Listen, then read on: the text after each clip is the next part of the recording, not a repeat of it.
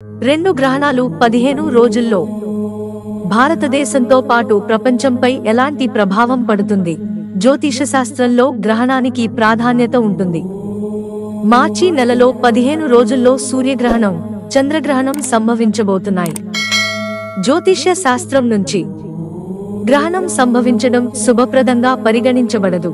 ఈ కారణంగానే హిందూ మతంలో గ్రహణ సమయంలో సూతక నియమాలను పాటిస్తారు.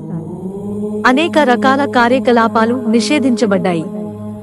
ఈ సంవత్సరం తొలి చంద్రగ్రహణం మార్చి 14న హోలీ పండుగ రోజున ఏర్పడుతోంది. ఈ సంవత్సరం తొలి సూర్యగ్రహణం మార్చి 29న సంభవించనుంది. 15 రోజుల్లో సంభవించే రెండు గ్రహణాలు భారతదేశం, ప్రపంచంపై ఎలాంటి ప్రభావాన్ని చూపుతాయో వివరంగా అర్థం చేసుకుందాం.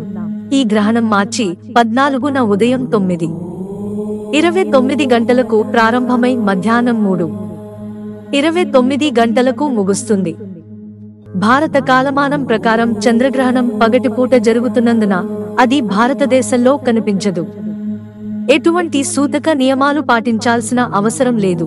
ఈ చంద్రగ్రహణం ప్రధానంగా ఆస్ట్రేలియా, యూరప్, ఆఫ్రికా, తూర్పు ఆసియా, దక్షిణ అమెరికా మొదలైన దేశాలలో కనిపిస్తుంది. సూర్యగ్రహణం ఎప్పుడు సంభవిస్తుంది? మరోవైపు మనం సంవత్సరంలో మొదటి సూర్యగ్రహణం గురించి మాట్లాడుకుంటే, సంవత్సరంలో మొదటి సూర్యగ్రహణం కూడా మార్చి 29న జరుగుతోంది. అంటే 2025 సంవత్సరంలో మొదటి సూర్యగ్రహణం 15 రోజుల వ్యవధిలో చంద్రగ్రహణం సంభవిస్తోంది.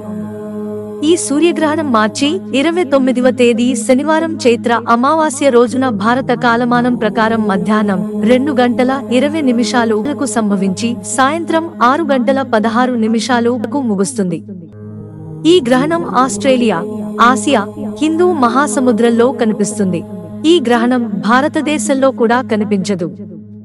2025 సంవత్సరంలో వచ్చే మొదటి చంద్రగ్రహణం, సూర్యగ్రహణం భారతదేశంలో కనిపించవు లేదా దాని సూతక కాలం చెల్లదు. మిత్రులారా, ఛానల్ సబ్స్క్రైబ్ చేసుకోవడం మర్చిపోకండి. ధన్యవాదాలు.